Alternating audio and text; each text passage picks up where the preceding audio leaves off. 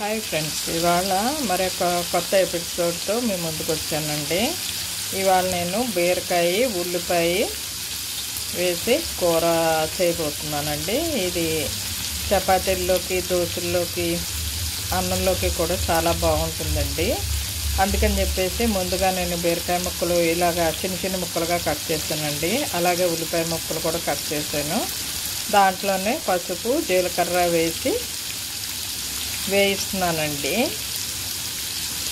అంతకంటే ముందు మా ఛానల్ని ఫస్ట్ టైము మీరు చూస్తున్నట్లయితే మా ఛానల్ని లైక్ చేయండి, షేర్ చేయండి, సబ్స్క్రైబ్ కూడా చేయండి. మరిన్ని వీడియోలు కావాలంటే బెల్ ఐకాన్ని నొక్కండి.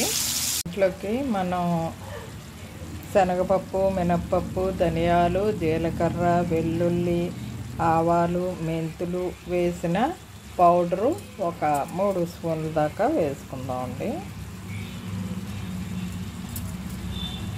దీంట్లో పెప్పర్ కూడా వేసామండి. కొంచెం ఘాటుగా బాగుంటుందండి కూర.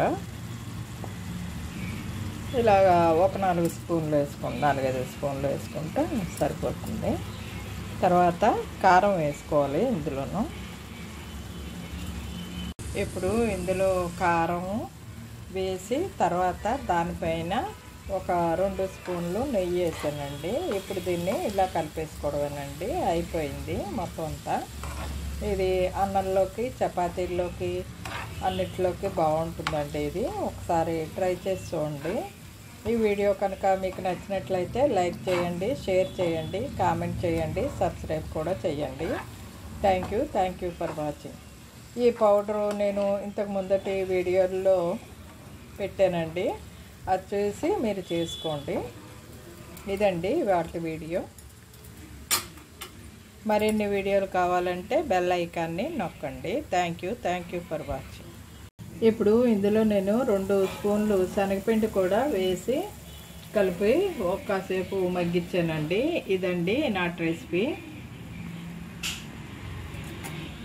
ఈ వీడియో కనుక మీకు నచ్చినట్లయితే లైక్ చేయండి, షేర్ చేయండి, కామెంట్ చేయండి, అలాగే సబ్స్క్రైబ్ చేయండి. మరిన్ని వీడియోలు కావాలంటే బెల్ ఐకాన్ని నొక్కండి. మేము ఇలాగ హెల్దీ రెసిపీస్ అప్లోడ్ చేస్తూ ఉంటామండి. అండ్ ఈ రెసిపీ ఎలా ఉంది ఏంటి అనేది ట్రై చేసి కామెంట్ సెక్షన్లో పెట్టండి. మేము చాలా హ్యాపీగా ఫీల్ అవుతాం. అలాగే మీకు ఏమైనా రెసిపీస్ కావాలంటే కూడా కామెంట్ సెక్షన్లో పెట్టండి.